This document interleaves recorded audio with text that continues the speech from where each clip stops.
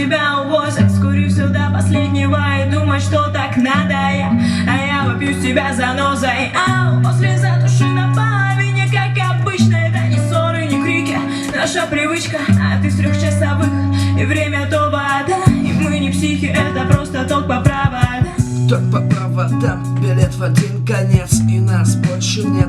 Уже какой месяц молчат телефоны. Спим в разных комнатах, знать бы твои субтоны. Да ну, бред, какие стоны.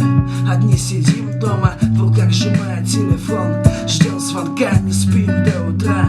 Непривычно, глаза залившие, шагов в коридоре уже не слышно. Кто там тебе сейчас пишет? Расскажи, кто к тебе неровно дышит. Сотни желания в кровати стать ближе. Слышишь, кого ты пьяная в них ищешь, кого ты лечишь.